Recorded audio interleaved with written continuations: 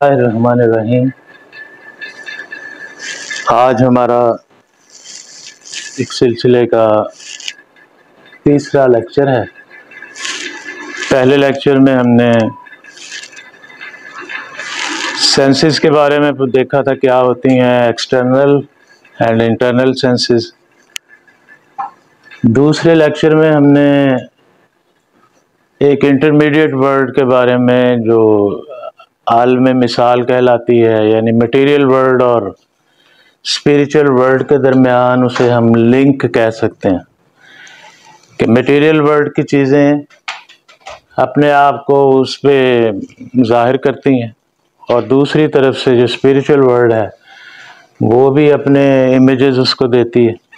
تو وہ ایک شیئرنگ میڈیا ہے جس کے تھرو ہم اپنے جسم اور اپنی روح کے درمیان مطالعہ کرتے ہیں، اسٹڈیز کرتے ہیں۔ تو آج اسی کو تھوڑا ایکسپینڈ کرنا ہے۔ اور ہم کیا ہیں؟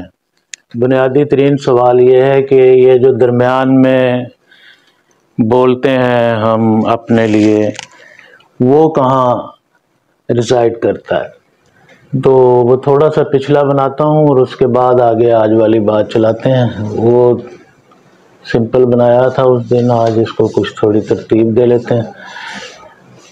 تو یہ درمیان والا جو ہے عالم، ایک عالم ہوتا ہے، عالم اسکالر کو عالم کے اوپر زبر ہو تو یہ ورلڈ کو کہتے ہیں، دنیا۔ عالم مثال ہم نے اس کا نام رکھا تھا۔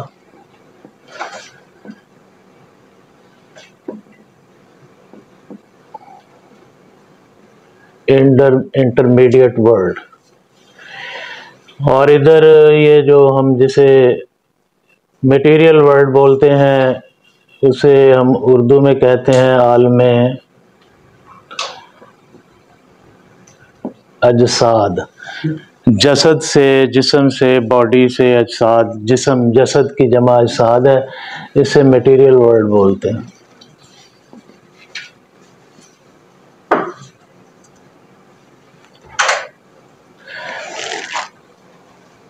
اور یہ عالم ارواح جسے ہم اسپریچول ورلڈ بولتے ہیں۔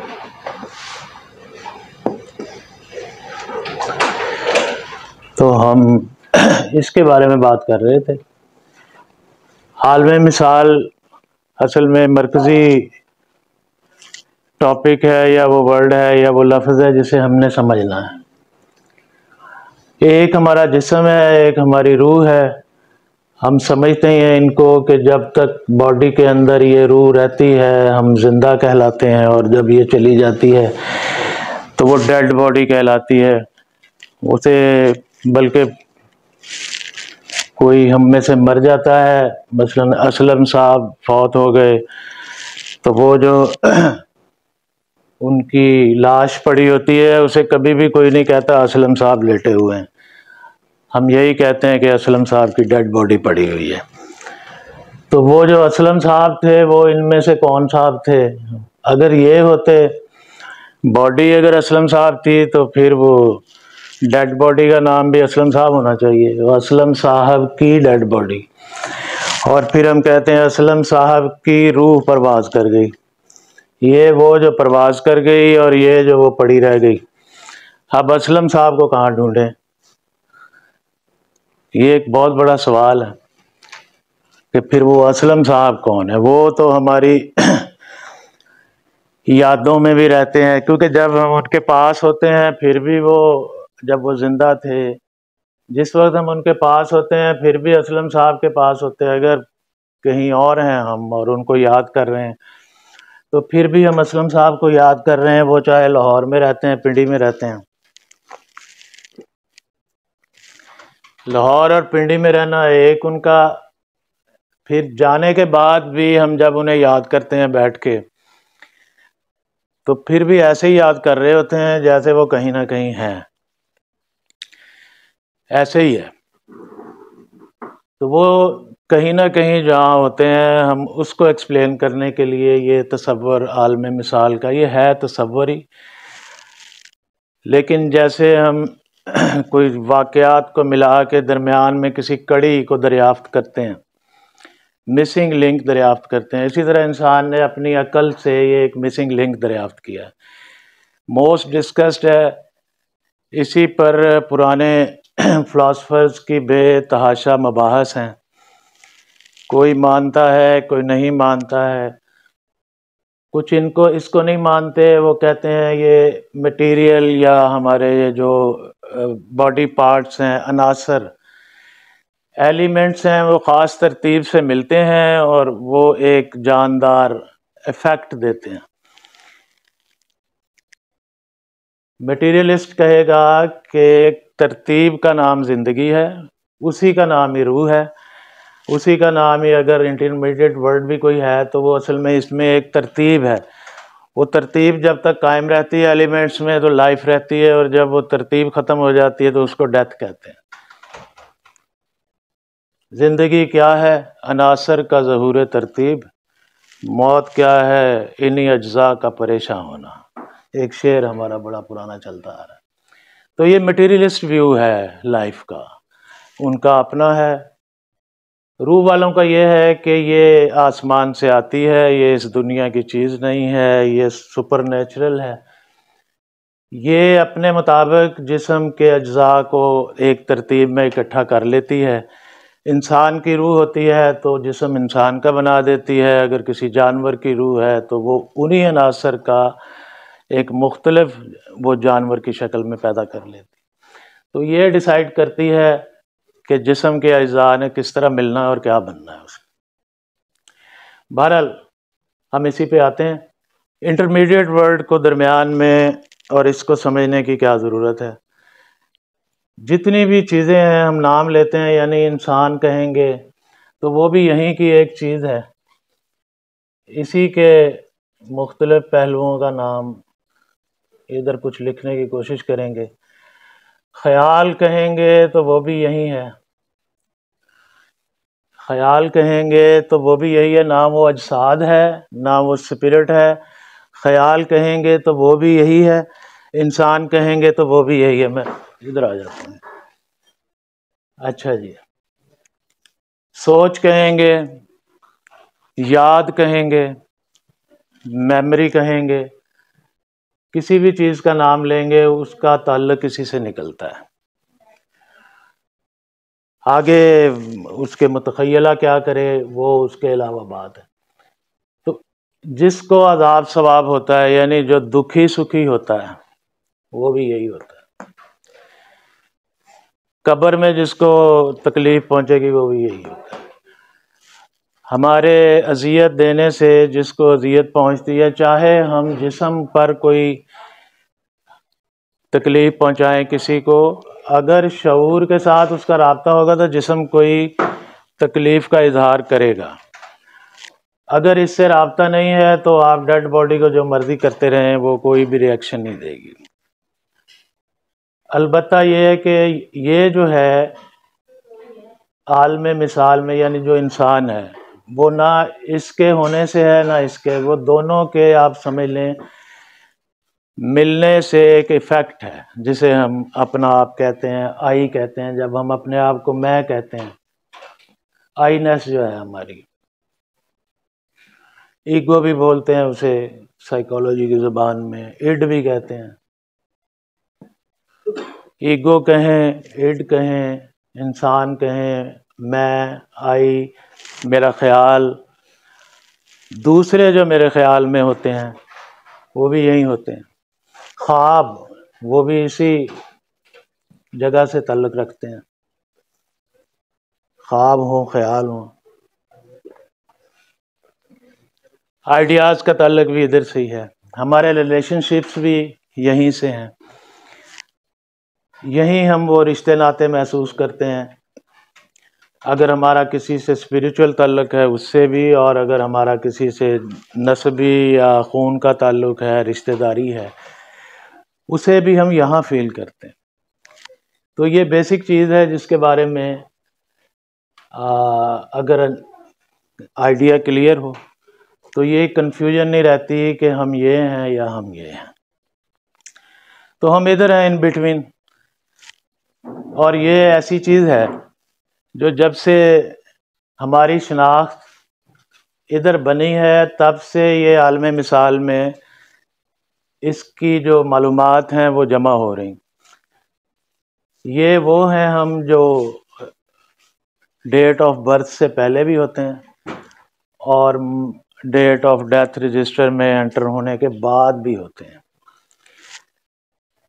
وہ ہمارے روزمرہ کے تجربات ہیں کہ کیسے دنیا سے جانے والے لوگ بھی بعض اوقات اپنے نیئر اینڈ ڈیئرس کو بعض چیزوں کے بارے میں گائیڈ کرتے رہتے ہیں.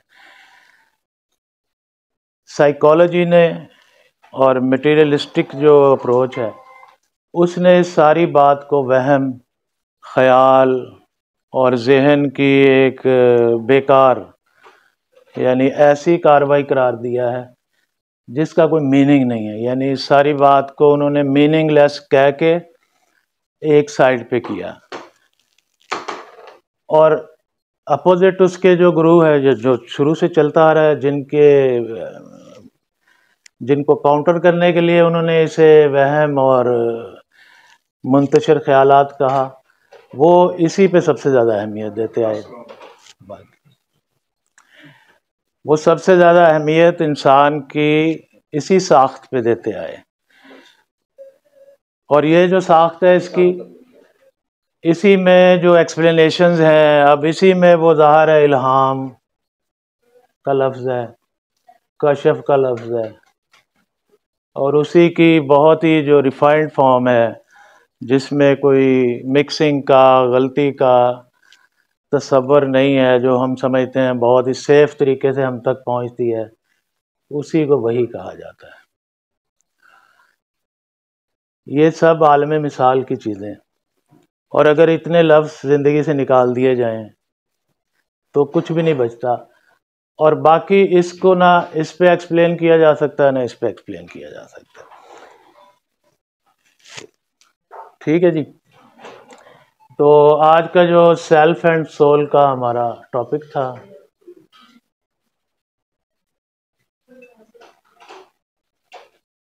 سیلف، ہم جو ہیں، اسی کو انسان ناطق بھی کہا جاتا ہے. ناطق بولنے والے کو کہتے ہیں، جو اپنے آپ کو کہتا ہے کہ یہ میں ہوں. وہ شعور کی ایک سطح ہے. حیات یہ والی جو ہے یہاں سے یہ اینیملز میں اور انسان میں دونوں میں پائی جاتی ہے. جسم اینیملز کا بھی ہوتا ہے، انسان کا بھی ہوتا ہے. تو یہ ایک تیسری چیز جو ہے جس میں سے اینیملز کا اور انسانوں کا فرق ہے. نہ صرف اینیمل اور ہیومن کا فرق ہے بلکہ ایک انسان کا دوسرے انسان سے فرق ہے. تو وہ اسی کے فرق کی وجہ سے، اس میں فرق کیوں ہوتا ہے، کیا ہوتا ہے، وہ اس کی جو روح میں جو اس کے صلاحیت ہوتی ہے، اس میں جو کیپیسٹی ہوتی ہے، جو اس کی وجہ سے فرق ہوتا ہے. اور اس کے بارے میں ہم سمجھتے ہیں کہ یہ الوہی ہے، یہ کارپورل نہیں ہے، یہ آسمانی ہے، ڈیوائن ہے. تو وہ ایک لمبا ٹاپک ہے کہ کیوں یہ انسان کی روح ادھر آ کے انسان کا جسم ڈھونڈ لیتی ہے، جانور کی روح کو جانور کا جسم کیسے مل جاتا ہے. That's a long story. تو آج کا صرف اتنا ہی تھا. ادھر ہی شاعر جو ہے وہ مختلف امیجز کو ملا کے مختلف تشبیہات اور ایک سے دوسری چیز میں مناسبت ڈھونڈ کے یہیں سے وہ اعلیٰ شاعری کرتا ہے، یہیں سے وہ تناسبات طے کرتا ہے. اور بندے کی جتنی علمی کاروائی ہے، علمی کارکردگی ہے، چاہے وہ سائنٹیفک ہو، یعنی صرف اگر جسم کے بارے میں ہو تو اس اسٹڈی کو ہم سائنٹیفک کہتے ہیں. مٹیریل یا نیچرل سائنسز کے بارے میں،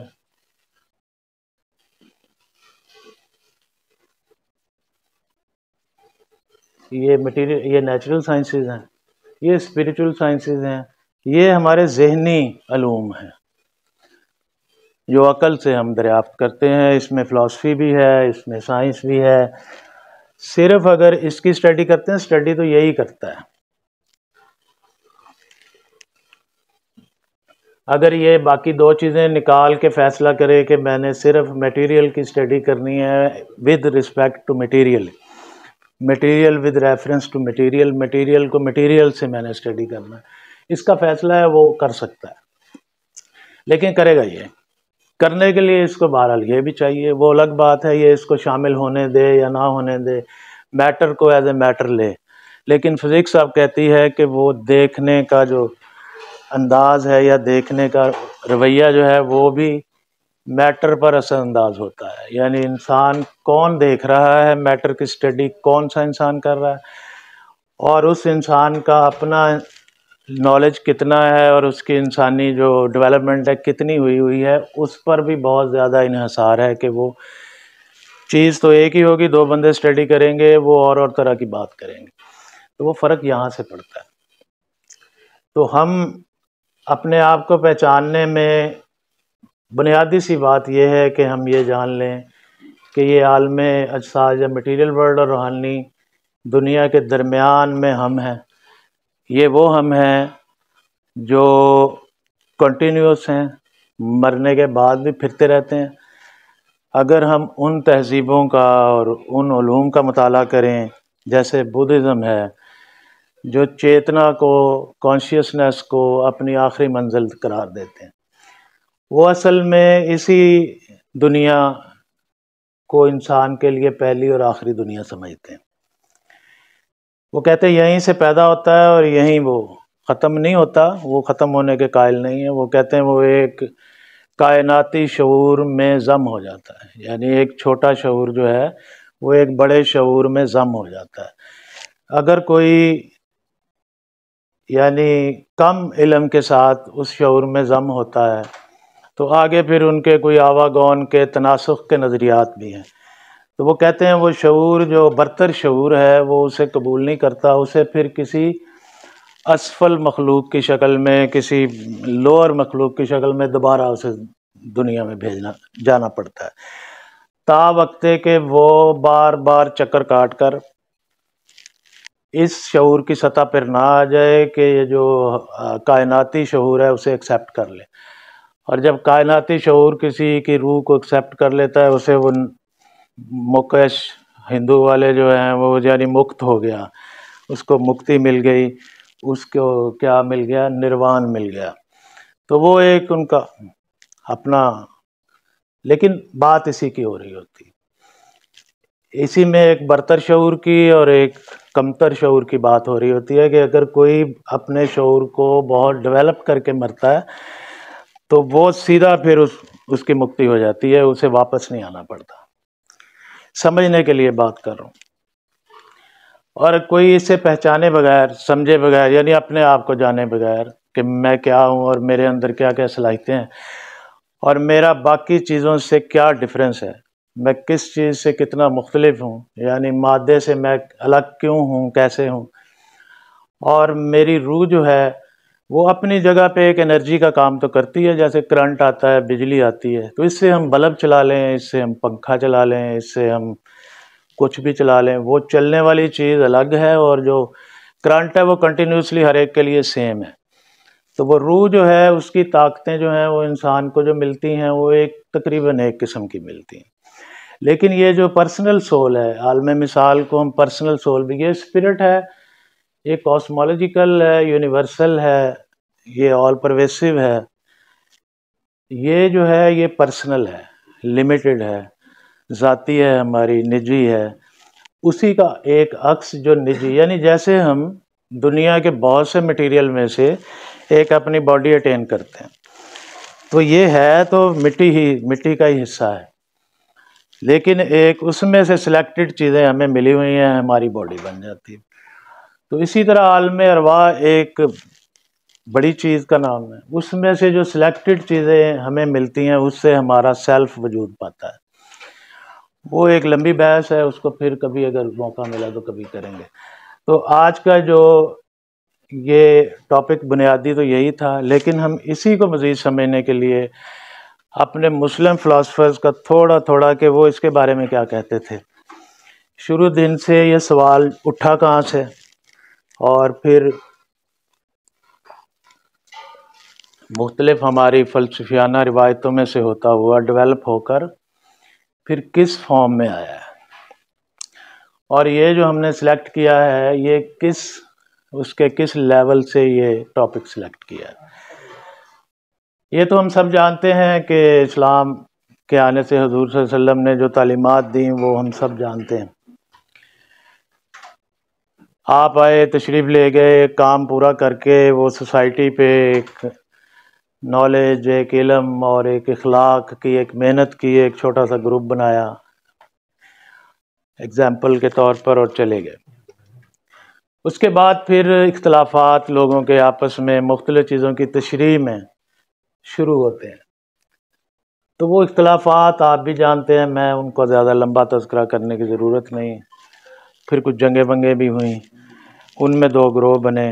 ज़ाहिर है एक जिसके पास हुकूमत आ गई और एक जिससे छिन गई, आम ऐसे ही बनता है।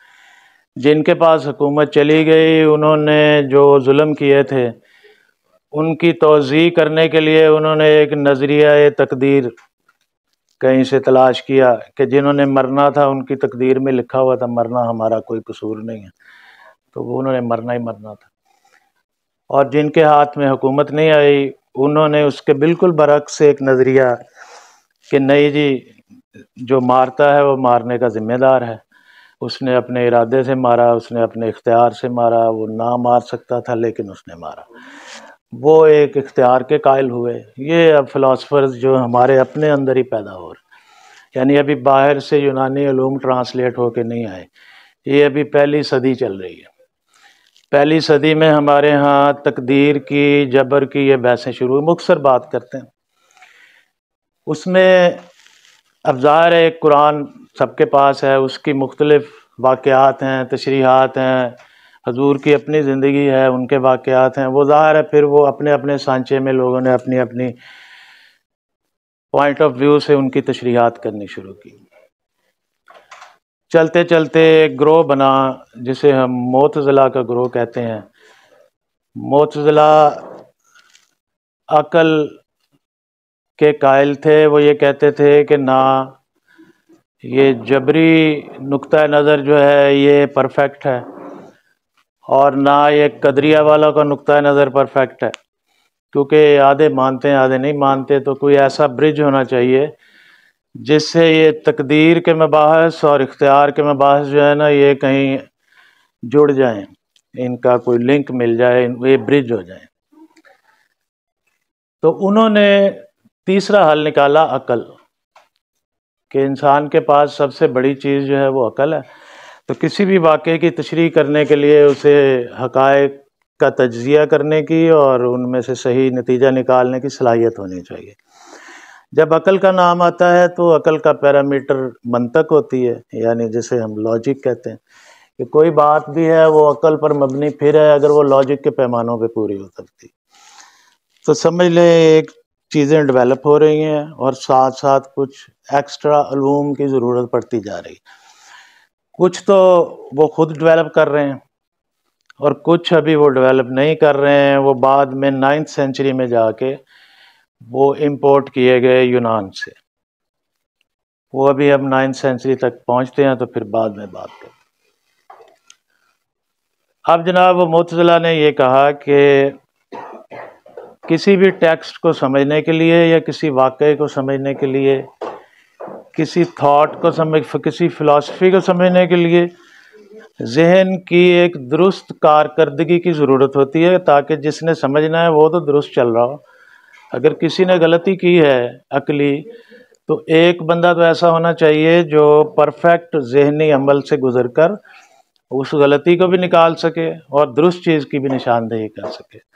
लिहाजा वो कायल हुए कि इंसान को जो सबसे बड़ी चीज़ मिली है वो वही की सूरत में या इल्हाम की सूरत में नहीं मिली, बल्कि वही और इल्हाम ने जिसको मुखातिब किया है, एड्रेस करती है वही जिसको, यानी वही उतारने वाला इंसान की जिस कैपेबिलिटी को एड्रेस करता है वो उसकी कैपेबिलिटी अकल की है। कि अल्लाह ताला बार बार कहता है कि तुम अकल क्यों नहीं करते, समझते क्यों नहीं हो। ये उनका थीसिस था। لہذا انہوں نے چیزوں کی تشریح جو ہے عقل پہ کرنی شروع کر دی. اس کے کئی ایسے نتائج نکلے جو بالکل ان باتوں سے ٹکرانے لگے. ظاہر ہے جب ایک مشین کام کرنا شروع کرتی ہے تو وہ اپنے طریقے سے کام شروع کر دیتی ہے. تو بہت سارے اس کے نتائج ایسے نکلے جو بالکل براہ راست ٹکراتے تھے اس الوہی ہدایات سے جو ایک حضرت محمد پر ہی نہیں اتری تھی بلکہ ایک تسلسل کے ساتھ اترتی آ رہی تھی. حضرت موسیٰ کی تعلیمات بھی تھیں، حضرت عیسیٰ کی بھی تھیں، یعنی ایک وحی کا سلسلہ ہے جس سے بعض چیزیں اس کی ٹکرانے لگیں. ایک چھوٹی سی مثال آپ کے لیے بات کو سمجھنے کے کہ ایک شخص مدینے میں آیا. اس وقت امام مدینہ وہ امام مالک علیہ رحمہ وہاں تھے. ان کے پاس آیا اور پوچھا کہ جی کوئی بندہ ایک کسی کی انگلی کاٹ دے تو اس کی کتنی وہ ہوتی ہے منی کیا ہوتی ہے جی آپ کے انگریزی میں؟ دیت کہتے ہیں اردو میں. ہاں جی. تو انہوں نے کہا 1 اونٹ. اس نے پوچھا 2 انگلیاں کٹیں تو آپ نے کہا 2 اونٹ. اس نے کہا 3 انگلیاں کٹیں تو آپ نے کہا 2 اونٹ. وہ حیران ہوا. اس نے کہا 4 تو انہوں نے کہا 2 اونٹ. اب ظاہر ہے سوال تو بنتا تھا 1 کیا 1 2 کے 2 تو 3 انگلیوں کے 3 اونٹ کیوں نہیں اور 4 کے پھر 4 ہونے چاہیے تھے. اس نے بس منہ ہی کھولا ابھی کہ نہیں جی حضرت یہ سمجھ نہیں آئی 1 کا 1 تو 4 کے 4 ہونے چاہیے. تو انہوں نے فوراً پلٹ کے پوچھا تم کوفے سے تو نہیں آئے؟ یعنی فوراً انہوں نے پوچھا تم کوفے سے تو نہیں آئے؟ اس نے کہا جی کوفے سے آیا ہوں. کہتا بس وہیں ایسی باتیں ہوتی ہیں، مدینے میں ایسی باتیں نہیں ہوتی. مدینے میں اس لیے نہیں ہوتی کہ یہاں فیصلے کئی دفعہ ہو چکے ہیں ان باتوں کے. تو یہاں ہمارے پاس پریسیڈنٹس ہیں تو ہم اس پریسیڈنٹ پہ چلتے ہیں جو نبی نے کی یا ان کے بعد میں خلفاء نے کی. ہم میتھ سے ان چیزوں کا اندازہ نہیں لگاتے. حضرت امام ابو حنیفہ پہ آج موضوع ذرا مختلف ہے. ان پہ الزام لگا کہ آپ عقل سے فیصلے کرتے ہیں اور یہ واقعہ بھی پیش آیا حضرت امام جعفر اور امام ابو حنیفہ کے درمیان.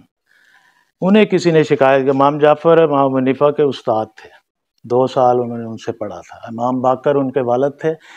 دونوں کی خدمت میں امام ابو حنیفہ 2 سال رہے تھے جو ہم سنیوں کے حنفیوں کے امام ہیں.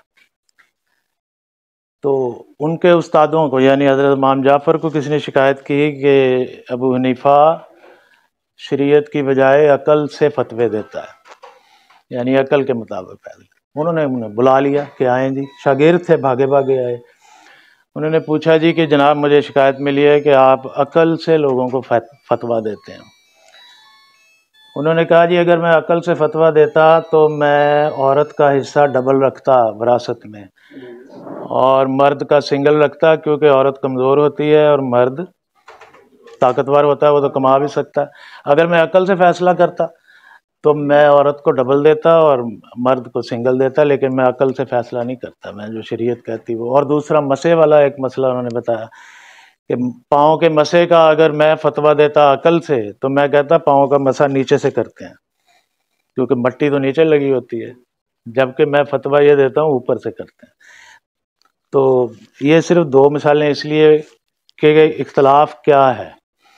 اور ہم آج تک جس مخمسے میں ہیں، میں اسے مخمسہ ہی کہتا ہوں، آخر اس کی بنیادیں کب پڑیں اور پھر ہمیں درجہ بدرجہ دیکھنا چاہیے کہ بہت بڑے لوگوں نے اس کا سلوشن نکالا اور کیا نکالا اور اس کی مختلف سٹیجز ہیں. ہم دیکھتے ہیں کہ جو تاریخ کی سٹیجز ہوتی ہیں نا، ایک آدمی کا جب ذہن ڈیولپ کرتا ہے تو تقریباً انہیں سٹیجز سے وہ انڈیویجولی بھی گزرتا ہے. یعنی تاریخ جو ہے ایک فرد کے ذہنی عمل سے کٹا ہوا الگ سے بالکل اجنبی عمل نہیں ہے. جو ہیومن ہسٹری ہوگی اس کی ڈیولپمنٹ بھی ایسے ہی نکل آتی ہے جیسے کہ ہماری شخصیت کی ڈیولپمنٹ ہوتی ہے. یعنی ہم جب بچے ہوتے ہیں تو ہم چیزوں کے نتائج اور طرح نکالتے ہیں، جب ہم تھوڑے سے بڑے ہوتے ہیں تو 2-4 پیرامیٹر اور ایڈ کرتے ہیں، پھر ہم اور طرح نتیجے نکالتے ہیں. جوان ہو جاتے ہیں تو اور طرح، اور پھر جب میچیور ہو جاتے ہیں تو ہمارا نتائج نکالنے کا میتھڈ بدل جاتا ہے. ہم وہ بچپن والے طریقے سے نتائج نہیں نکالتے۔ تو تاریخ بھی اسی طرح ہی پہلے کسی بچپنے کی حالت میں ہوتی ہے، کسی نظریے، اور تاریخ انسان کی اس کی جسم کی تاریخ نہیں ہے، اس کے نظریے کی تاریخ ہے۔ کسی بھی قوم کی جب ہم اسٹڈی کرتے ہیں تو ہم دیکھتے ہیں کہ اس نے ذہنی ڈیولپمنٹ کیسے کی، اس کی کیا کیا سٹیجز تھیں، کہاں کہاں سے گزرا، اور کیا کیا سوچ میں اس کے تبدیلیاں آتی گئیں۔ تو ہم پہنچے ہیں جی معتزلہ تک۔ معتزلہ کے بعد ایک ریئیکشن پیدا ہوا اس کا، اور رد عمل والوں نے کہا کہ بھائی یہ جو عقل ہے یہ حواس سے جمع شدہ ڈیٹے پہ کام کرتی ہے، یعنی وہی جو ہم نے کان سے، آنکھ سے، یہ جو پیچھے پہلے لیکچر میں ہم نے پڑھا، اور ان ساروں میں فالیبلٹی ہے، اس میں غلطی کا امکان ہے۔ ہم جانتے ہیں اپنے آپٹیکل الوژنز کئی قسم کے سائیکالوجی کی کتابوں میں مل جاتے ہیں۔ اس کے علاوہ ٹچ کے الوژن، ہیئرنگ کے الوژنز، بے تحاشا الوژنز ہیں جو حواس کو درپیش رہتے ہیں۔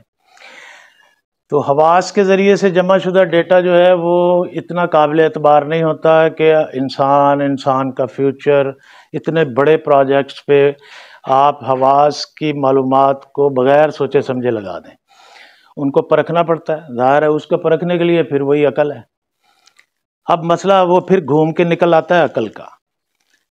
اچھا جی، انہوں نے یہ دیکھا کہ اب یہ بہت زیادہ فالٹس آنے شروع ہو گئے ہیں، اور عقل کی وجہ سے بالکل اس ایک لائن سے، وہ جو صرف حضرت محمد کی دی ہوئی نہیں ہے بلکہ ایک تسلسل کے ساتھ مذاہب عالم اس کا تذکرہ کرتے رہے ہیں، وہ بالکل ڈیفرنٹ لائن وہ اور طرف چلی جاتی ہے، اور یہ جو عقل سے نتائج نکالتے ہیں اور طرف چلے جاتے ہیں۔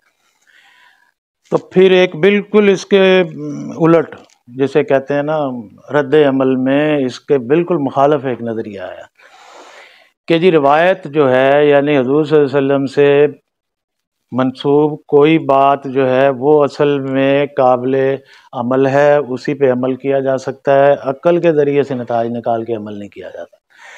امام احمد بن حنبل اس کے پہلے بڑے آدمی تھے، انہوں نے روایات اور اس کو ڈھونڈنے اور اس کو مرتب کرنے کا ایک نظام انہوں نے، یعنی ان کی تحریک پہ شروع ہوا کہ قرآن کی کوئی بھی آیت ہے، اس کا کوئی بھی حکم ہے، اس کی سمجھ ایک وہ ہے جو ہم اپنی آزاد فری عقل سے نکالیں اس کا نتیجہ، دوسرا یہ ہے کہ ہم ڈھونڈیں کہ اس کا نتیجہ نبی نے اور ان کے فالوورز نے کیا نکالا تھا۔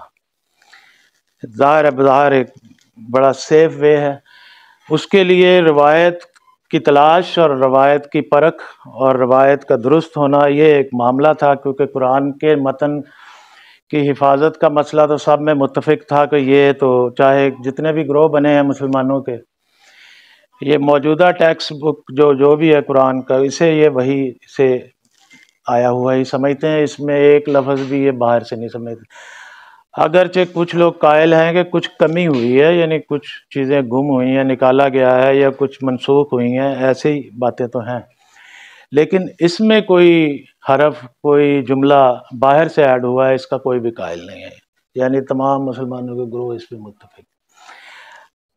تو عقل، اب قرآن ہمارے پاس ایک ٹیکسٹ کے طور پر، اب اس کی فہم کے کیا طریقے ہوں گے؟ پہلے ایک معتزلہ کا گروپ بنا، انہوں نے کہا جی عقل ہوگا، کہ اس پہ بحث ہوگی، اس میں سے لاجیکل فالٹس نکالے جائیں گے، اور وہ جب بالکل فالٹ نکل جائیں گے، کویسچن کوئی نہیں رہے گا، اب جو عقل نے فیصلہ دیا وہی یقینی حکم ہوگا، کیونکہ اللہ تعالیٰ جو ہے ہمیں کہتا ہے عقل سے کام لو، تو اس نے خود تو یقیناً عقل سے کام لیا ہی ہوگا، تو اگر کہیں کوئی گیپ ہے اسے ہم اپنی عقل سے فل کر لیں گے۔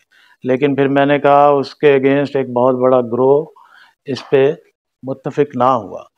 دوسرے گروہ نے پھر روایت باللفظ ہو یا روایت بالمعنی ہو، کوئی بھی آثار کہیں سے مل جائیں، کہیں سے کوئی واقعہ مل جائے، وہ اگر کسی حکم کو سمجھنے کے لیے استعمال ہوتا ہے تو انہوں نے اس کو زیادہ اتھینٹک مانا۔ یہ دو گروہ پیدا ہوئے۔ پھر ایک گروہ آیا، انہوں نے کہا جی روایت اب جھوٹی بھی ہیں، سچی بھی ہیں، تو کیا اب کوئی کہے کہ لاہور یہاں سے جنوب کی طرف 200 کلومیٹر پہ واقع ہے، تو کیا اس روایت پہ رحیم یار خان والے جو ہیں، چاہے اس کے راوی بھی ٹھیک ہوں، چاہے وہ روایت کے درست ہونے کے سارے پیمانے اس پہ پورے آتے ہوں تو کیا یہ ماننے والی بات ہے؟ تو پھر ظاہر ہے ایک تیسرا گروہ پیدا ہوا، ٹھیک ہے جی، جسے ہم اشعری، ایک امام ابو الحسن اشعری تھے، انہوں نے کہا کہ یہ جو روایت پہ اندھا دھند اعتبار ہے یہ بھی نہیں، پورے کا پورا عقل یہ بھی نہیں، جو عقل کے بارے میں امور ہیں ان سے عقل سے مدد لی جائے، اور جو عقل کے دائرے سے باہر ہیں وہاں روایت تلاش کی جائے، نہیں تو معنی کی تعویل کی جائے کسی نہ کسی طریقے سے اس حکم کو۔ انہوں نے ایک درمیانہ راستہ نکالا۔ چوتھا گروہ جو ماتریدیہ کا، وہ بھی تقریباً یہی ہے، بس ان کے کچھ مسائل میں اختلاف ہے اشعریوں سے، لیکن ہے وہ ایک ہی۔ اور حنفی جو ہیں وہ دونوں قسم کی، جو یہ اسے ہم بولتے ہیں تھیالوجی، دونوں تھیالوجیز کو حنفیت میں استعمال کیا جاتا ہے، کچھ زیادہ تر ماتریدی استعمال کی جاتی ہے، کچھ اشعری ہوتی ہے۔ ٹرمیں ہے، اس کی ضرورت نہیں ہے، لیکن بات اصل کیا ہے کہ کچھ عقل اور کچھ نقل جسے بولتے ہیں، یعنی روایت سے کچھ ہیلپ لی جائے گی اور کچھ عقل سے لی جائے گی۔ اب کن امور میں عقل سے لی جائے گی، کن میں روایت سے لی جائے گی، پھڈا وہیں کا وہیں۔ کچھ مسئلوں کو انہوں نے کہا یہ عقل سے حل ہونے والے ہیں، انہوں نے کہا یہ روایت سے حل ہوتے ہیں، انہوں نے کہا نہیں یہ روایت کچی ہے یا کمزور ہے، بس یہ پھر چلتا رہا۔ لیکن یہ ایک پازیٹیو چیز تھی مسلم امت میں، اس کے نیگیٹو ایفیکٹس نہیں پیدا ہوئے۔ آج ہم اپنے سینیریو میں اس وقت کرنٹ صورتحال میں جب یہ والی اینک لگا کے پیچھے دیکھتے ہیں تو ہمیں ہر چیز منفی نظر آتی ہے، وہ ہمارا سائیکولوجیکل ایفیکٹ ہے، یہ نفسیاتی اثر ہے ہمارا، یہ حقیقت نہیں ہے۔ حقیقت وہ ہوتی ہے جسے دوست دشمن سب مانتے ہیں۔ دنیا نہیں مانتی کہ مسلمان ایک نکمی نکھٹ اور فضول قوم ہے، وہ بالکل ہی خالی قوم ہے اور ختم قوم ہے، یہ لوگ نہیں مانتے، ہم نے مان لیا۔ جام صاحب کو ایک گال بہت چنگی لگی ہے۔ جی ہاں، جام صاحب اونچی بولا ہے؟ اچھا چلو جام صاحب کی بات میں سنا۔ تو ہم نے جس شدت سے مان لیا ہے نا جی کہ یہ بالکل بیکار اور نکمی اور کھدی قوم، اس طرح کی کوئی ہے ہی نہیں، لیکن یہ ہمارا نفسیاتی اثر ہے۔ یہ اس وقت کے موجودہ تناظر میں ہم جب دیکھتے ہیں تو اس دکھی دل کے ساتھ دیکھتے ہیں، تو دکھی دل کے ساتھ پیچھے دیکھتے ہیں تو ہر چیز ہمیں غلط نظر آتی ہے، اور یہ بھی تناظر سائیکولوجیکل ہے، ہم عقل ادھر استعمال کرنے کی ضرورت ہے ہمیں۔ اور عقل کا مطلب یہی ہے کہ ڈیٹا کلیکشن کریں، دنیا بھر کی قومیں مسلمانوں کے بارے میں، ان کی ہسٹری کے بارے میں کیا کہتی ہیں، یہ ڈیٹا ہے، مل جاتا ہے، بڑے آسانی سے مل جاتا ہے۔ اچھا جی، ہم پہنچ گئے جی وہاں۔ اس کے بعد 9ویں سینچری تک یہ سلسلے چلتے رہے، بہرحال مسلمانوں کی سلطنت ایکسپینڈ ہوتی رہی، بنو امیہ اور بنو عباس کے جھگڑے چلتے رہے۔ ایک دفعہ بنو امیہ کی حکومت بالکل ختم ہو گئی، بنو عباس نے ان کی قبریں تک اکھاڑ کے بندوں کو انہوں نے جلایا، اس طرح بھی ہوا۔ پھر بنو امیہ کی ایک حکومت اسپین میں قائم ہو گئی الگ سے، پھر یہ پیرلل دونوں حکومتیں چلتی رہیں۔ بنو امیہ نے تقریباً پہلا ٹنیور 190-91 سال کا نکالا، بنو عباس کا ٹوٹل ٹنیور 590 سال کا ہے، یعنی لگ بھگ 600 سال کا۔ اب جب وہ سیٹل ہو گئے بنو عباس، یعنی مسلمانوں کی مین جو تھی، تو وہاں علوم نے ترقی پانی شروع کی۔ اب جو ان کے پاس بحثیں تھیں وہ تو وہی جبر قدر کی بحثیں تھیں، لیکن پھر ضرورت محسوس ہوئی کہ کوئی لاجک، کوئی منطق پہ، پھر کچھ کرسچنز جو رہتے تھے وہاں، وہ وہی والے تھے جنہیں نستوری عیسائی کہا جاتا ہے، تو وہ پڑھے لکھے ہوتے تھے، تو ان کی ہیلپ لی خلیفہ نے، ہارون رشید نے، اور یونان سے کتابیں منگوا کر ان کو ٹرانسلیٹ کروایا عربک میں۔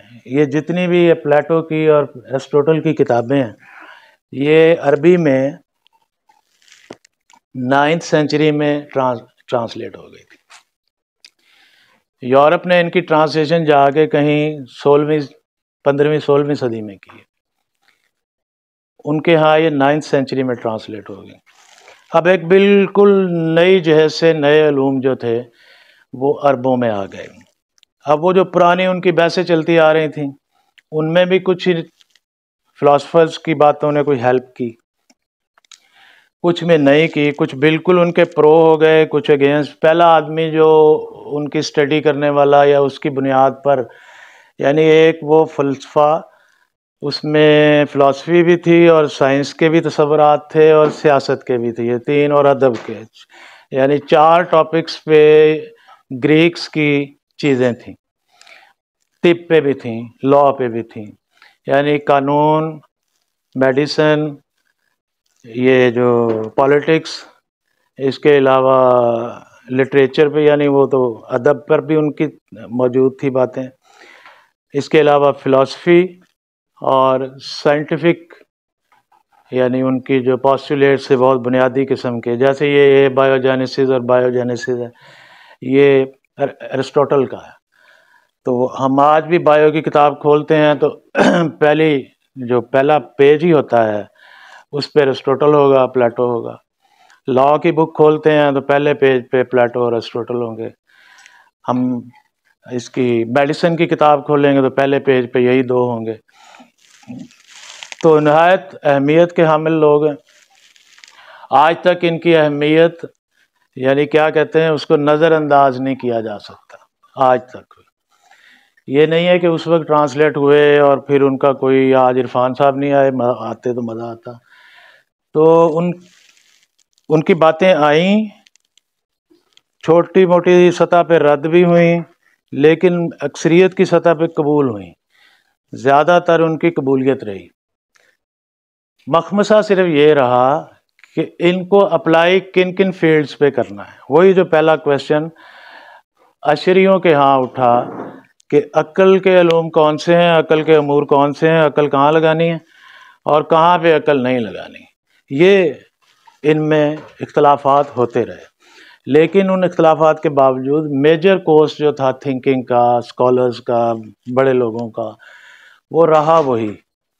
چنانچہ ان کے ٹرانسلیٹ ہونے سے فوری طور پر مسلم ورلڈ میں ایک انقلاب آیا، سوچ کا انقلاب آیا، اور وہ 2 دھڑے جو اس وقت تک موجود تھے، جس دوسرے دھڑے نے بھی اگلے 100 سال کے اندر، یعنی 10ویں سینچری میں جا کے قاہرہ میں، یعنی مصر میں اپنی حکومت بنا لی، یعنی اسماعیلی شیعہ گروہ جو تھا ان کی بھی ایک حکومت بن گئی۔ سنیوں کی 2 حکومتیں موجود تھیں، ایک اسپین میں اور ایک بغداد میں۔ اب یہ سینیریو، اس سینیریو میں اب وہ جتنے علاقے لوگ کے فتح کرنے تھے کر چکے تھے، پاور اسٹیبلش اپنی کر چکے تھے، کہیں سے کوئی بغاوت اٹھتی نہیں تھی، اٹھتی تھی تو معمولی سی ہوتی تھی، جیسے اب کوئی امریکہ کے خلاف اٹھتی ہے تو کیا چھوٹی سی ہوتی ہے، وہ اسے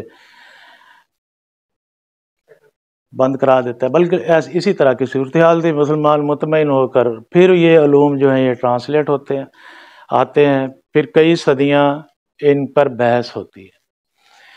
ان میں پہلا آدمی جو تھا وہ الکندی تھا، جس نے یعنی یونان سے آئے ہوئے فلسفے اور جو عقیدہ ہے ہمارا یا ہمارا مذہب ہے، اس کے بارے میں پہلی گفتگو جس آدمی نے کی، اس کا نام تھا الکندی، اس کا تخلص تھا یا جو بھی اس کا، الکندی تھا وہ، ٹھیک ہے جی۔ اس کا سال بھی میں نے لکھا ہے کہ یہ 870 میں فوت ہو گیا تھا عیسوی میں، یہ جس کا 2025 چل رہا ہے۔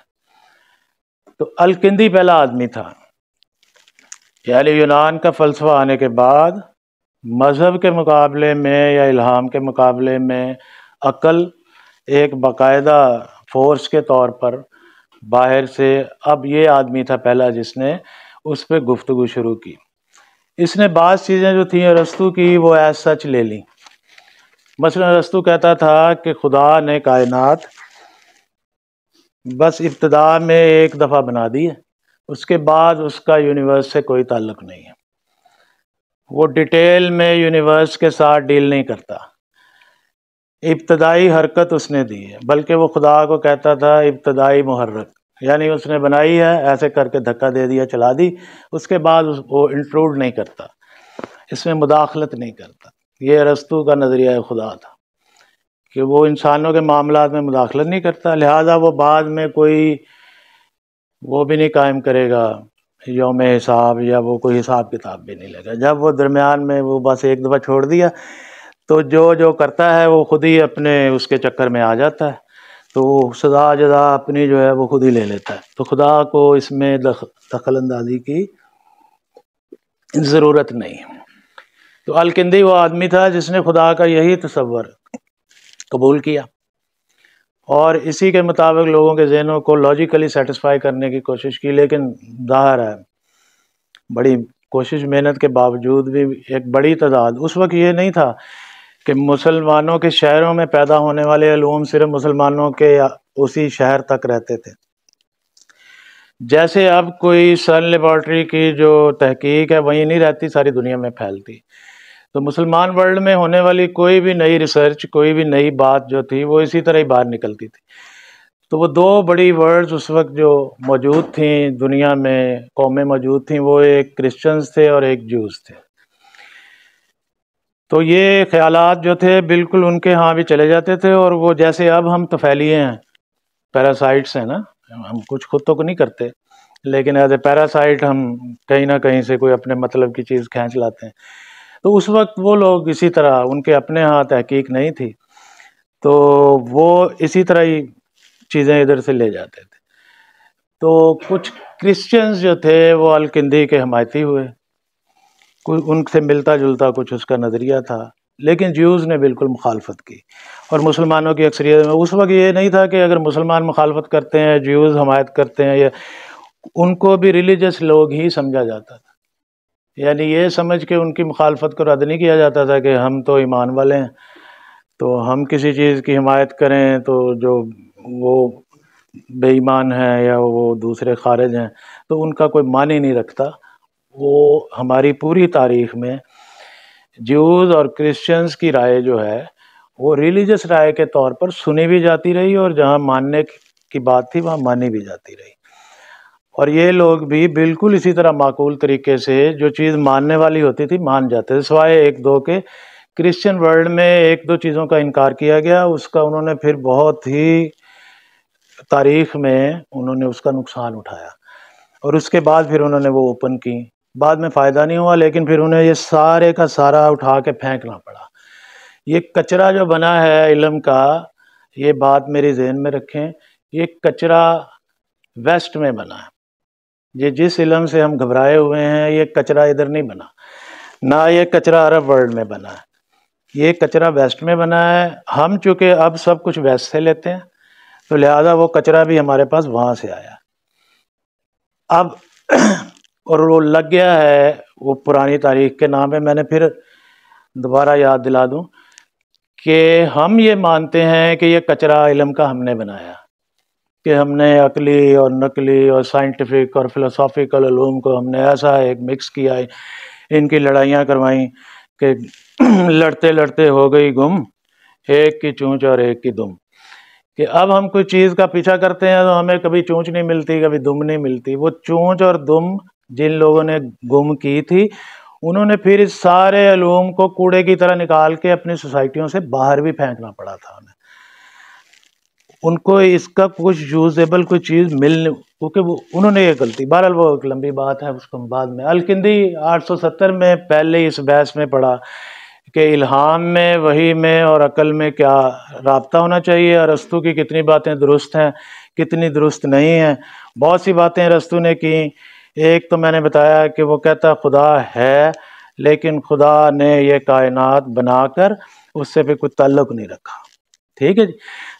دوسرا جو خدا اس پہ ٹائم اپلائی نہیں ہوتا، وہ غیر زمانی خدا ہے، وہ اس زمانی ورلڈ میں کچھ نہیں کر سکتا کیونکہ اس کی جو پرسنالٹی ہے اس میں ٹائم اپلائی نہیں ہوتا، تو وہ یہاں آ کے کچھ نہیں کر سکتا.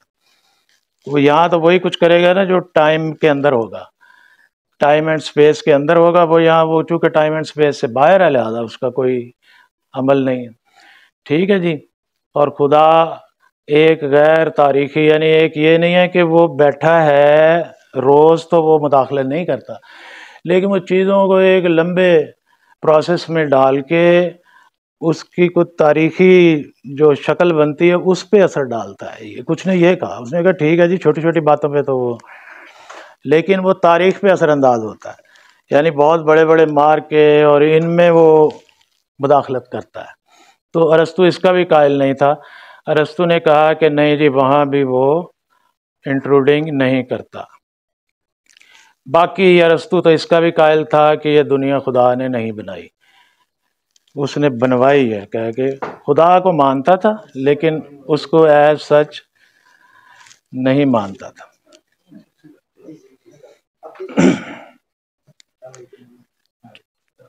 ٹھیک ہے جناب۔ تیسرا، ہاں جی، اگلی بات وہ یہ کہتا تھا کہ منطقی اصول ہی اصل چیز ہے، یعنی اگر خدا کسی کو کہا جائے، اگر خدا ہے بھی ہمارے لیے جو وہ اویلیبل ہے وہ اتنا کی ہے جتنا منطق کی سچائی ہے، یعنی اگر خدا کو کہا جائے کہ خدا منطق ہے تو یہ بات درست ہوگی، یعنی وہ لاجک ہے، ان اٹ سیلف وہ لاجک ہے۔ ٹھیک ہے جی۔ اور وہ کچھ اس قسم کی چیزوں میں بھی تھا کہ افلاطون نے جو مثالیہ کا نظریہ پیش کیا تھا، یعنی اس کی آئیڈیل ورلڈ کا، تو وہ اس پر بھی کچھ جرا کرتا تھا۔ اب یہ افلاطون کی ایرسٹوٹل کی بیسکس تھیں۔ پلیٹو کچھ اور طرز کا آدمی تھا، لیکن چونکہ بحثیں آگے تعلق جو رکھتی ہیں وہ پلیٹو کے نظریے سے کم تعلق رکھتی ہیں۔ زیادہ جو چھایا رہا اور زیادہ جن لوگوں نے بات کی وہ ایرسٹوٹل کی بیک گراؤنڈ میں مذہب کیا ہے، الہام کیا ہوتا ہے، منطق اور عقل وہ والی جو ایرسٹوٹل جسے منطق عقل کہتا ہے، اس کے مقابلے میں الہام کیا ہے، مذہب کیا ہے، وحی کیا ہے، یہ اسی پہ بحث چلتی رہی۔ ہم نے اس کے پہلے بڑے آدمی کا نام لکھا الکندی۔ الکندی کے بارے میں نے عرض کر دیا کہ اس کی بعض چیزوں پہ ارسطو سے وہ موافقت کرتا تھا اور بہت سے مخالفت بھی کرتا تھا۔ یہ جتنے بھی مسلم فلاسفرز کے نام لکھوں گا 3-4 کے، یہ بیسیکلی مسلم ہی تھے، یعنی ان میں سے کوئی ایسا نہیں تھا جو اسلام کو چھوڑ گیا ہو، یہ اسلام کو ہی قائم رکھنا چاہتے تھے۔ لیکن ایک کویسچن آ گیا تھا کہ خدا منطق ہے، خدا عقل اول ہے، تو خدا اگر عقل ہے تو خدا کی ساری باتیں اور دین کی اور مذہب کی ساری باتیں عقل پہ پوری اترنی چاہیے۔ یہ اس پریشانی میں گھلتے تھے اور اس کو پورا کرنے کی کوشش میں لگے رہتے تھے، کچھ نے کچھ کو پورا کرنے کی کوشش کی، کچھ نے کچھ کو۔ دوسرا آدمی جس نے اس کام میں پھر بہت زیادہ کام کیا، بلکہ ایک قرآن کی تفسیر بھی لکھی اپنے خاص نظریات پہ، وہ رازی تھا۔ رازی کا آپ نے سنا ہوا ہے، اس کی ایک بڑی تفسیر ہے، اس کو شاید الکشاف کہتے ہیں۔ 930 میں یہ اس کی سن وفات ہے رازی کی۔ رازی بہت سی ایسی باتوں پہ بھی متفق ہو گیا جس پہ الکندی متفق نہیں تھا۔ رازی نے کچھ چیزیں جو تھیں ان کو زیادہ آگے جا کے، یعنی فلسفے کی چیزیں جو تھیں ان کو کافی آگے جا کے مذہب پر اپلائی کرنے کی کوشش کی، اور اس محنت میں کسی حد تک کامیاب بھی ہوا، اور اس کی پوری ایک تفسیر قرآن ہے جو یعنی الہام کو عقل کی بنیاد پر پورا کر کے دکھانے کی کوشش ہے۔ بہت ساری کوشش کامیاب ہوئی، بہت سی نہیں ہوئی۔ ٹھیک ہے جی۔ ایک مسئلہ جو اس وقت پیدا ہوا وہ یہ تھا کہ فلسفی جو ہے یہ چند لوگوں کی پریویلیج تو ہو سکتی ہے، عام لوگوں کو یہ سمجھ میں نہیں آتی، تو عام لوگوں کا کیا کیا جائے، یہ ایک کویسچن ایڈ ہوا ساری بحث کے اندر۔ پہلے تو چل رہی تھی نا اوپر فلاسفرز کی آپس میں بحثیں، وہی طے کر رہے تھے۔ ایک بندے نے آ کے بیچ میں کویسچن کیا کہ بھائی یہ جو آپ باتیں کرتے ہیں یہ 10 بندے سمجھتے ہوں گے، 20 سمجھتے ہوں گے، پبلک کو اس سے کیا لینا دینا؟ تو آپ کی فلسفی جو ہے وہ پبلک کے لیے کتنی فائدہ مند ہے، کتنی نہیں ہے، یہ سوال بعد میں جا کے مسلم تھاٹ کے اوپر کس طرح اثر انداز ہوا، یہ بہت افیکٹو ہوا بعد میں جا کے۔ ابھی تو اس کی ابتدائی شکل ہے۔ لوگوں نے کہا کہ یہ جناب یہ تو چند لوگوں کا مسئلہ ہے، عام لوگوں کے لیے فلسفی کا کیا یوز ہے؟ تو ایک طبقہ پیدا ہوا، انہوں نے کہا کہ کیا اس سوال کی بنیاد پر ہم فلسفی کی محنت اور اس پہ کام کرنا چھوڑ دیں؟ تو نتیجہ یہ تھا کہ نہیں، یہ کام تو چھوڑنا نہیں چاہیے۔ لہذا انہوں نے فیصلہ کیا کہ اس کو پبلک سے الگ رکھا جائے، پبلک سے چھپایا جائے۔ ٹھیک ہے جی، یعنی فلاسفرز کی تحریروں کو، اور اس میں صوفی بھی شامل ہو گئے۔ اب ایک نیا گروہ یہاں سے، رازی کے بعد چیزیں شیپ اپ ہوئیں کیونکہ اس نے زیادہ کام کیا اور اس کا پھر رد عمل بھی زیادہ آیا، وہ میس لیول پہ ایک رد عمل آیا۔ اس کے نتیجے میں یہ فیصلے کیے گئے کہ بعض ٹاپکس اور بعض چیزیں جو ہیں وہ پبلک کے لیے نہیں ہوتی ہیں، پبلک ان سے یعنی جس کام پہ لگی ہوئی ہے اس سے ہٹ جاتی ہے اور وہ فساد، لڑائی جھگڑا شروع ہو جاتا ہے۔ لہذا کچھ اسپیشل علوم ہونے چاہیے جو پبلک کے لیے نہ ہوں۔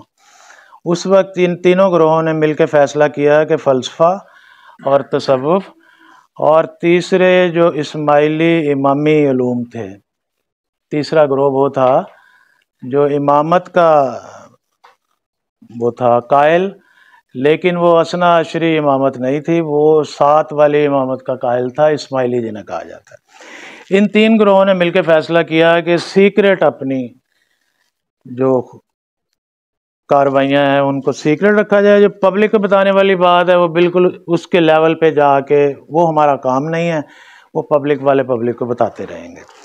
تو لہٰذا یہ ایک خفیہ تحریکیں شروع ہوئیں، ان میں ایک باطنی روایت پیدا ہوئی، یعنی اور ایک اہم بات جو اس وقت ہوئی، جب بھی کوئی بات کرتا ہے تو اس کا ایک رد عمل بھی ہوتا ہے۔ جب یہ اسپیشلائزڈ قسم کے نالجز کی بات ہوئی کہ مخصوص علم ہونے چاہیے مخصوص بندوں میں، تو ساتھ ہی ایک بڑی اسٹرانگ پبلک تحریک شروع ہو گئی کہ بھی جی ہم پھر کوئی جانور ہیں یا ہمیں یہ کہتے ہیں کہ تمہیں سمجھ نہیں آئے گی، ہمارے لیے کیا ہے؟ تو پھر انہی لوگوں نے ایک پبلک ورژن جو عقیدوں پہ مبنی تھا، یعنی جن میں لائنز دے دی جاتی تھی، سمپل سلوگن دے دیے جاتے کہ بس تم یہ مان لو، دوسرے نمبر پہ یہ مان لو، تیسرے پہ یہ مان لو، اور یہ خاص قسم کے کچھ کام کر لو تو بس آپ کا مسئلہ حل ہے، آپ کو ان فلسفیکل بحثوں میں پڑھنے کی ضرورت نہیں۔ ٹھیک ہے جی، وہاں سے یہ لفظ عقیدے نے جنم لیا۔ عقیدے نے کہاں سے جنم لیا؟ جب پبلک کی بات آئی کہ پبلک کے لیے کیا ہے، تو پبلک کے لیے جو ورژن بنا کے دیا گیا اس کا نام عقیدہ تھا اور اعمال تھے۔ اس میں ایک مزے کی بات ہے کہ اس وقت جو کرسچن ورلڈ تھی اس نے ان سارے ڈفرینسز کو ماننے سے انکار کر دیا کہ کوئی اسپیشل علم ہوتے ہیں، کوئی بڑے اسپیشل چیزیں ہوتی ہیں جو پبلک کے لیے نہیں ہوتی۔ انہوں نے اپنی پبلک کو ایک جیسی چیز دینے کا فیصلہ کیا کہ ایک ہی بات ہو، بادشاہ کے لیے بھی وہی ہو، فلاسفر کے لیے بھی وہی ہو، اور ایک کسان کے لیے بھی وہی ہو، بس ایک جیسا ہونا چاہیے۔ خیالات ہیں اپنے اپنے، تو تاریخ ہے ایک، انہوں نے یہ جتنے عرفانی علوم تھے ان کا انکار کیا، اور جو بھی ان کے ہاں یہ کوئی بات کرتا تھا وہاں بھی ایک آئی تھی تحریک اسی وقت جس وقت ہمارے ہاں یہ علوم ٹرانسلیٹ ہوئے 9th سینچری میں۔ تو کرسچین ورلڈ میں بھی ایک ہیلنزم کے نام سے ایک فلسفی کی تحریک گریک سے آئی تھی، لیکن انہوں نے اسے آؤٹ رائٹلی وہ کر دیا تھا، چلی نہیں۔ اب مسلمانوں کا یہ بھی فرق ہے کہ مسلمانوں کے ہاں اگر باہر سے کوئی چیز آئی ہے اسے ایکسیپٹ کیا گیا، قبول کیا گیا، اسے اپنے مین کورس سٹڈیز میں داخل کیا گیا، اس پہ بحث کی گئی، ایک صدیاں اس پہ اوپر کام ہوا۔ کرسچین ورلڈ میں گریک نالجز اس وقت آئے، ہیلنزم کے نام سے ٹرانسلیٹ ہوئے، لیکن انہوں نے کچھ سال دیکھے، اس کے بعد ان کے پادریوں نے اسے کنڈیم کر دیا، بلکہ جو ان کے قائل رہے انہیں مار دیا، پھانسیاں لگا دیں ان کو۔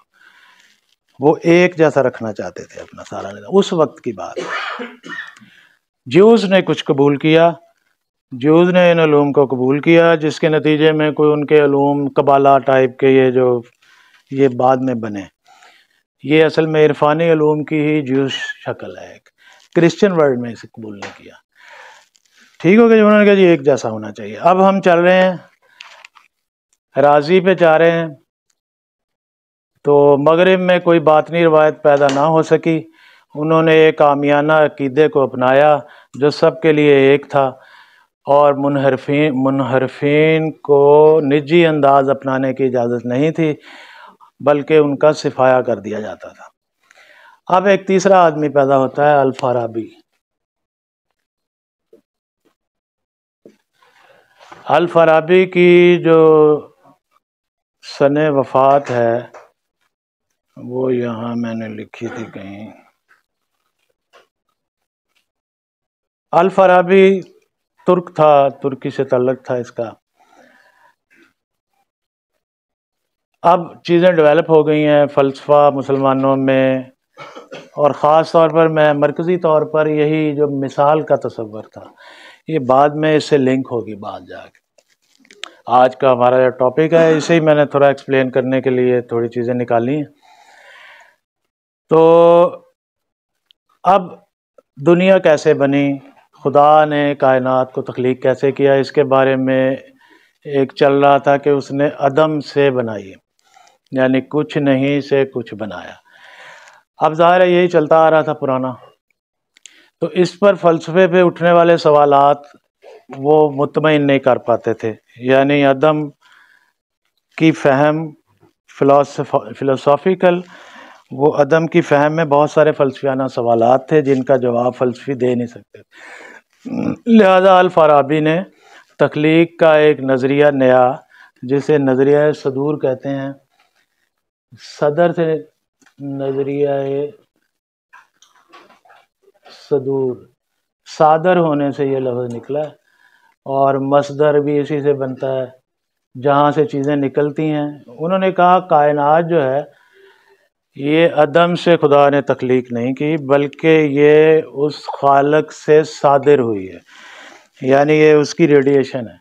जैसे बल्ब से रोशनी सादर होती है, रोशनी का मसदर बल्ब है, तो बल्ब है तो रोशनी है, बल्ब बंद हो जाए, फ्यूज़ हो जाए तो रोशनी ख़त्म हो जाएगी। चनाचे खालक का और मखलूक का ताल्लुक़ जो है वो अदम से पैदा करने के नहीं है कि जैसे कोई बढ़ई कोई मेज़ बना दे या कुर्सी बना दे, ऐसा ताल्लुक़ नहीं है कि खालिक का, यानी बढ़ई बाद में मर भी गया, बढ़ई चला गया तो मेज़ फिर भी कायम रहता है। तो कायनात और इंसान और खुदा का ये ताल्लुक़ नहीं है कि खुदा ना हो तो फिर भी ये चीज़ें कायम रहें। तो लिहाजा खुदा का एक कॉन्टीन्यूस राब्ता है, एक ताल्लुक़ है, वो इसी तरह का है जैसे सूरज का और उसकी रोशनी का ताल्लुक़ है। तो खुदा और कायनात का ताल्लुक़ सदूर का ताल्लुक़ है, सादर है। ये अल-फाराबी ने पहली दफ़ा बात की। अब चीज़ें डेवलप होती आ रही हैं, मैं ज़रा जल्दी में से ख़त्म करता हूँ।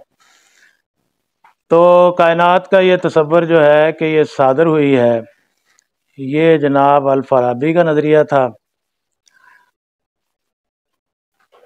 और उसके बाद इस पे भी ज़ाहिर सवाल आने थे, सवाल इस पे भी पैदा हुए। फिर एक तहरीक इस्माइलियों की, वो मैंने अर्ज़ कर दी थोड़ी सी, एक तहरीक चली जिसे अख़वानुल सफ़ा की तहरीक कहते हैं।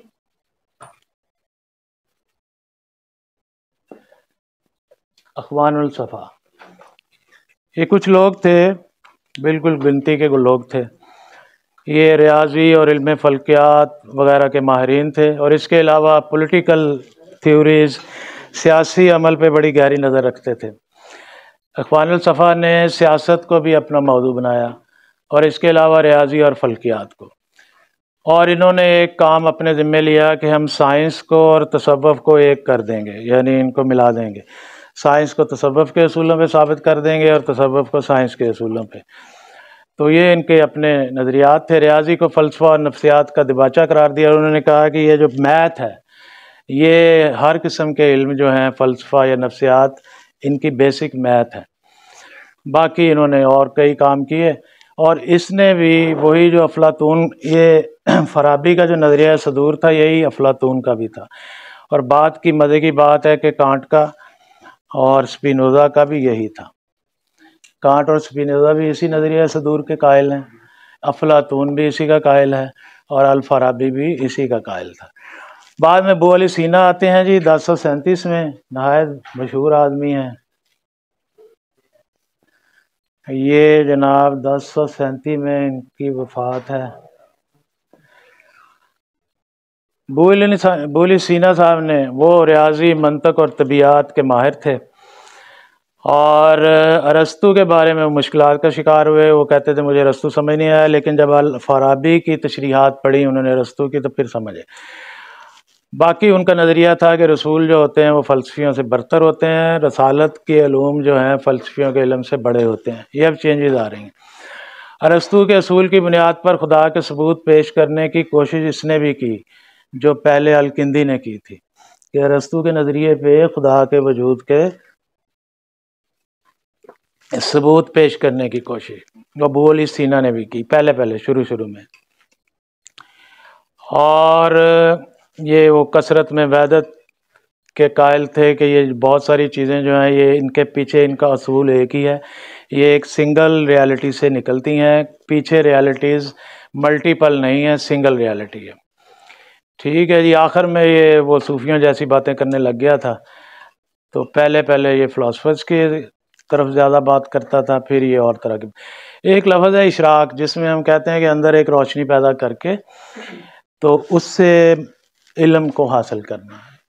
تو یہ ایک نئی بات اس نے شامل کی کہ یہ جو وحی کے علوم ہیں یہ فلسفے اور عقل جو آئی ہے یونان سے، ان کے ذریعے سمجھے نہیں جا سکتے۔ یہ دوسری چیزیں سمجھنے کے لیے بہت اچھے ہیں، پولیٹکس کو سمجھنا ہو، طب کو سمجھنا ہو، میتھ کو سمجھنا ہو، اس کے لیے ارسطوٹل کی باتیں کام میں آ سکتی ہیں۔ لیکن اگر آپ نے وحی کو سمجھنا ہے، الہام کو سمجھنا ہے، اس کے لیے آپ کے لیے ارسطوٹل کوئی کام نہیں دے سکتا۔ اس کے لیے آپ کو اپنے اندر ایک روشنی پیدا کرنی پڑے گی۔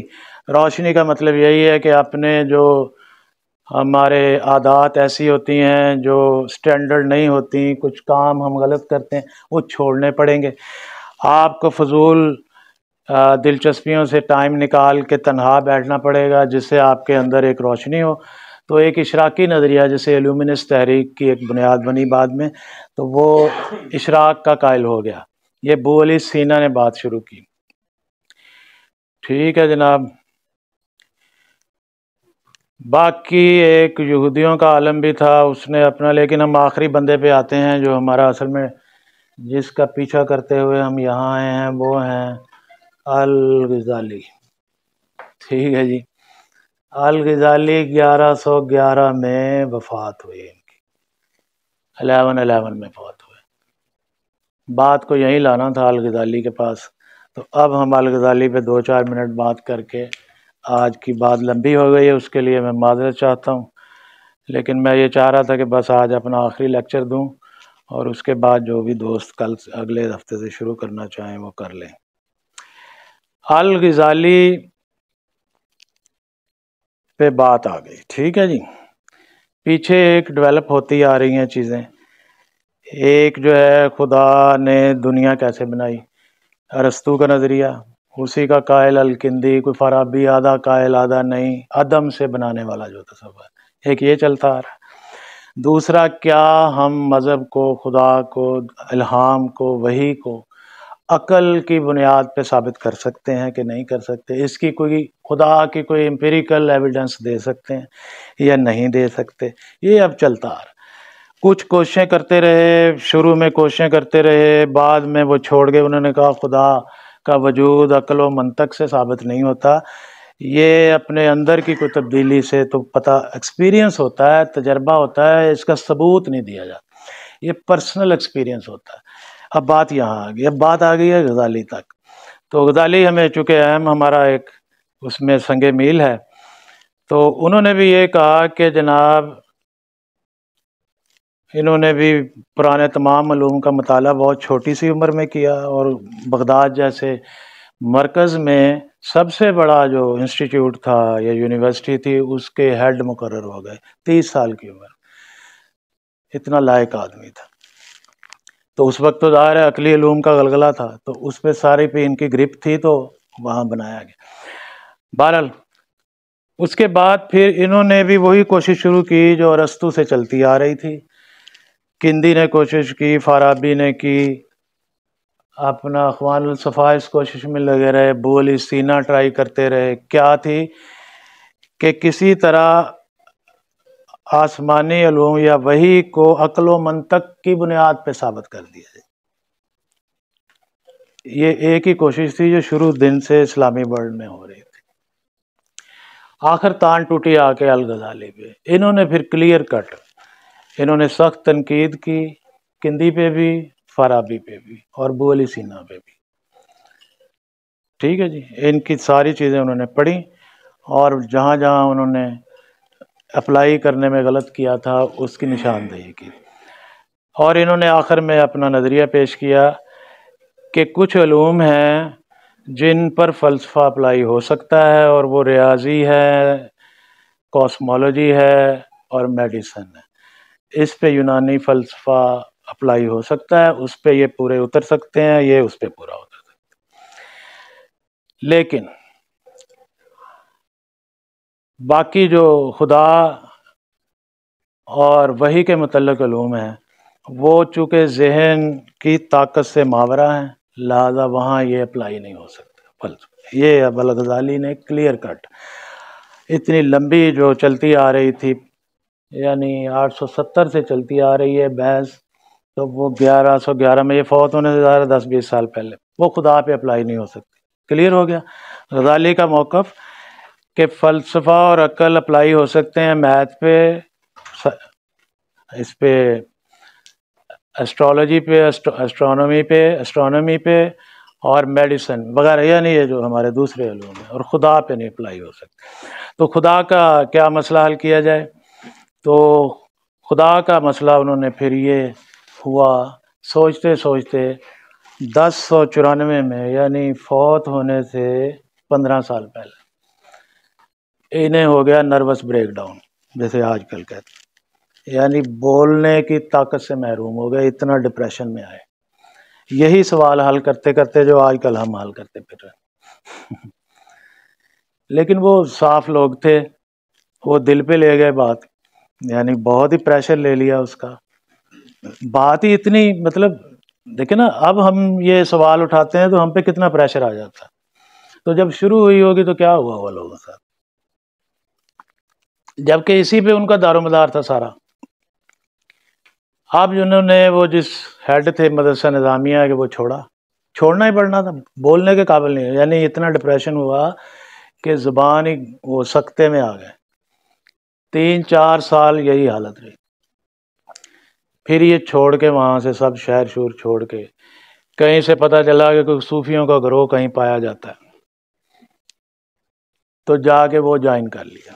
اب حالت ہی ایسی تھی، کچھ بھی کوئی، جیسے کہتے ہیں نا، ضرورت مند کو تو کوئی ادھر لگا دے ادھر لگ جاتا ہے، کوئی ادھر لگا دے ادھر لگ جاتا ہے، تو جس نے جو بتایا وہ، اب حالت ایسی تھی۔ صوفیوں کے ساتھ انہوں نے پھر کچھ وقت گزارا، ان کی مشقوں میں حصہ لیا، ان کی تعلیمات پر عمل کیا، تو پھر یہ نارمل ہوئے، اور اس میں سے نکل کے پھر واپس آئے۔ بادشاہ نے انہیں دوبارہ اسی مدرسے کا ہیڈ لگا دیا، پھر انہوں نے اپنی شورۂ فاق کتاب جو ہے احیاء العلوم جسے کہتے ہیں وہ لکھی، جس کا ایک خلاصہ ہمیں کیمیائے سعادت کے نام سے مل جاتا ہے، دستیاب ہے، اس کے تراجم ہو چکے ہیں۔ ہمارے اپنے شہر میں ایک فارسی کے استاد تھے عبدالعزیز جاوید صاحب، بہت سارے لوگ جانتے ہوں گے، انہوں نے بھی اس کا ترجمہ کیا، اور بہت خوب ترجمہ کیا، یعنی پرشین کتاب ہے، اس میں سے انہوں نے اردو میں ترجمہ کیا۔ تو جب یہ انہوں نے لکھ دی، اور ان دو کو ان کے طریقے بھی بتا دیے، اور بتا دیا الگ الگ ہے، یعنی عقل سے آپ کن علوم کو کلیئر کر سکتے ہیں وہ بھی بتا دیا، اور خدا اور وحی اور یہ جو مذہب ہے یہ عقل کی اس میں نہیں آتا، یہ آتا ہے، لیکن یہ آتا ہے انسان کا پورا وجود جب کسی چیز میں انوالو ہوتا ہے، اور وہ اپنے اخلاق درست کرتا ہے، اپنی روٹین ٹھیک کرتا ہے، اپنے جھوٹ چھوڑتا ہے، سچ کو اپناتا ہے، تو پھر خدا ایک تجربے کے طور پر اس کے اندر روشن ہوتا ہے، اور وہ روشن جس کے اندر ہوتا ہے اس کے لیے اس سے انکار کرنا ممکن نہیں ہے۔ تو یہ کلیئر کٹ ہم آ گئے غزالی تک، ٹھیک ہے جی۔ یہ تھوڑی سی اس کی لائنیں بھی میں پڑھ دوں۔ مذہبی تجربہ انسانی عقل و دانش سے ماورا حقیقت کی تصدیق کا واحد ذریعہ ہے۔ مذہبی تجربہ، ایک لفظ آیا ہے مذہبی تجربہ، خدا کے بارے میں صوفی کا علم منطقی یا مابعد الطبیعاتی قسم کا نہیں ہے۔ منطقی ہم سمجھتے ہیں، مابعد الطبیعات یہ جو میٹا فزکس جسے کہتے ہیں، یہ بھی ایک لمبی چوڑی چیز ہے، ہم نے کچھ اس کا یوز کیا ہے۔ یہ جو ٹاپکس اوپر میں نے لکھے ہیں یہ اصل میں میٹا فزکس سے تعلق رکھتے ہیں، لیکن اس کی ہیلپ اب ہم اس کو کلوز کرتے ہیں۔ غزالی یہاں تک پہنچا، انہوں نے تصوف کے اصول لکھ کے دیے، یہ کرو یہ چھوڑو۔ 4 اس میں اصول تھے آپ کے انٹرسٹ کے لیے، کہ کچھ نیند میں کمی کی جائے، کچھ کھانے پینے میں کی جائے، کچھ لوگوں سے گپ شپ لگانے میں کمی کی جائے، اور کچھ سونے میں کمی کی جائے۔ 4 چیزوں میں ان کو ریگولر کیا جائے، یعنی ان میں irregularities ختم کی جائیں۔ نیند 2 بار ہو گئی ہے، کھانا پینا، گپ شپ، اور بولنا، قلت کلام ایک ہے، اردو میں قلت کلام، طعام منام، اور خلط مال انام، 4 باتیں۔ تو یہ 4 انہوں نے طریقے مجاہدے شروع میں بتائے کہ اگر کوئی وہ مذہبی تجربہ کرنا چاہتا ہے وہ ان 4 چیزوں کو پہلے اپنی چیزوں کو ریگولر کرے۔ کھانا اگر کھاتا ہے، جتنا بھی کھاتا ہے اس سے وہ اس کو کم کرے، چاہے وہ 10% کم کر دے، چاہے وہ 25%، یعنی روٹین سے تھوڑا نیچے آئے تاکہ کچھ چینج آئے۔ دوسرا، جب کھانا کم کرے گا تو نیند خود بخود کنٹرول ہوگی اور وہ کم ہوگی۔ تیسرا، بلا وجہ بولے نہ، لمبی لوگوں سے گپ شپ اور باتیں نہ کرے، بس کام کی بات کرے اور کام کی سنے ابتدا میں۔ اور چوتھا وہی کہ کیا تھا جی، لوگوں سے ملنا جلنا کم کرے، یعنی جتنا کم ہو سکتا اتنا کم کرے۔ تو مذہبی تجربے کی شروع کی بنیادیں یہ، باقی پھر اس کے بعد چیزیں آگے چلتی ہیں۔ آخری بات جو میں آپ سے کہنا چاہتا ہوں کہ غزالی کا جو نظریہ تھا یہ قبول کر لیا، یعنی ان لوگوں کی جو تصوف کی باتیں تھیں، اخوان الصفا کی، اسماعیلیوں کی، شیعہ کی، صوفیوں کی، وہ اسٹیبلشمنٹ اس کے خلاف رہتی تھی، اسٹیبلشمنٹ اسے اپنے لیے چیلنج سمجھتی تھی۔ لیکن جب غزالی نے بات کی، کیونکہ پھر دونوں طرف کی کہ انہیں جس بات میں انٹرسٹ تھا اس کو بھی کلیئر کیا، اور اس میں پھنسنے کے بعد جب نکلنا چاہے تو نکلنے کا طریقہ بھی بتا دی، یعنی تصوف کا۔ تو چنانچہ غزالی جو تھے وہ اسٹیبلشمنٹ کے قریبی خود بخود ہو گئے، کیونکہ اسٹیبلشمنٹ ان سے جتنا ناراض رہتی تھی غزالی سے اتنی ناراض نہیں تھی۔ بہرحال اس کے کچھ نقصان بھی ہوئے، وہ بعد کی بات ہے۔ اب میں چھوٹی سی بات کر کے اس کو ختم کرتا ہوں۔ الغزالی کے ہاں یہ 2 الگ الگ دھارے، ان کے حصول کے 2 الگ الگ طریقے۔ ایک بیچ میں پھرتا پھراتا ایک نظریہ وحدت الوجود بھی تھا، جس کا ہم نے ادھر کہیں تذکرہ نہیں کیا، بالقصد نہیں کیا، کیونکہ وہ ایک الگ ٹاپک ہے، اس کی ایک اپنی لائن ہے، وہ ایک لمبا ٹاپک ہے۔ لیکن آخر میں بات یہ ہے کہ حقیقتیں 2 نہیں ہیں، کہ خدا، کائنات، عقل، 3 بڑی چیزوں سے ہم واقف ہیں، یہ ایک ہی عمل کا حصہ ہیں، یہ 3 نہیں ہیں۔ تو کسی ایک عمل کی تلاش، کہ کسی ایک عمل کے نتیجے میں ان تینوں صرف ہو سکتا ہو، یہ تینوں ایک میں ہو سکتے ہوں، تو وہ نظریہ وحدت الوجود کہلاتا ہے۔ وہ والے لنک جو کسی 2 میں یا 3 میں یا 4 میں ضرورت پڑتی ہے، اس کا ایک ہی حل ہے، اور وہ ہے نظریہ وحدت الوجود۔ وہ چونکہ ایک لمبا ٹاپک ہے اور وہ ایک تفصیل مانگتا ہے، لیکن صرف تعارف کے لیے کہ غزالی کے ہاں حقیقت آخر کار 2 چیزوں پہ منتج ہوتی ہے آ کے، ایک ورلڈلی نالج ہے اور ایک خدا کا علم ہے۔ وحدت الوجود میں ورلڈلی نالج اور خدا کا علم 2 نہیں ہیں، وہ ایک ہی ہے۔ وہ پھر کسی دن بات کریں گے۔ اب میں اگر اجازت دیں تو بیٹھ جاؤں اور اپنی